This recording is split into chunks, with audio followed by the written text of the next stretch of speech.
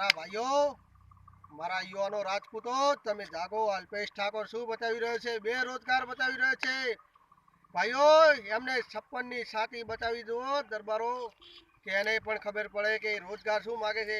એ એમ કે છે મોદીને સત્તા છોડવાની, પણ દરબારો જાગે છે એટલે મોદીની સરકાર સત્તા નહીં છોડે. એવું કહું છું હું કે મારા ભાઈઓ, એ તો કાળો ધન છે એની પાસે, કટ છે.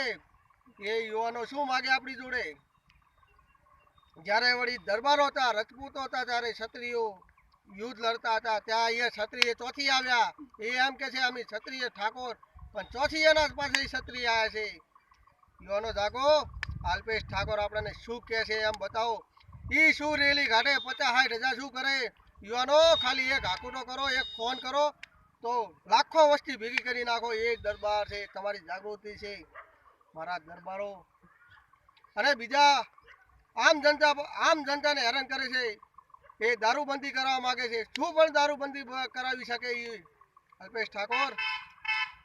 કે જેથી કરી અલ્પેશ ઠાકોર એવો કેવો વ્યક્તિ છે? કોઈ રાષ્ટ્રપતિ નથી તો એ એમ કે છે મોદીની ગાડી રોકી શકી છીએ.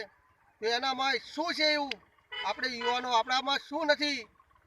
આપણે રાજપૂતો છીએ, આપણે રજવાડા હાકેલા છે. એ તો શું કરેલું છે? એ તો આપણા ઘોડા નવરાયેલા છે.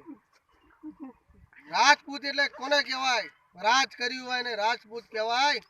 કે યુવાનો, આ બેરોજગાર શું માગે છે? આપણને ચમ ભરતી મળતી નથી, આપણે ચમ બેરોજગાર નથી? આપણે પણ જાગો.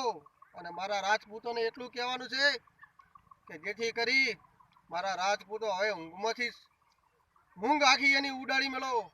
ગોદરું ઉઢેલું હોય તો એ ગોદરું મેલી દો, પણ જાગો. અને ખાલી ફોન કરે તો રાજપૂત યુવાનો જાગો, સંગઠન બનાવો. જેથી કરી મારા રાજપૂતો, અલ્પેશ ઠાકોર શું 9 જાન્યુઆરી શું કરવાનો છે? મોદીની ગાડી રોકવાની. મોદીની ગાડી શું રોકે એ પહેલાં આપણે પહોંચવું પડે. એ ગાંધીનગર જતો હોય તો આપણે દિલ્હી જવાની તાકાત છે આપણામાં.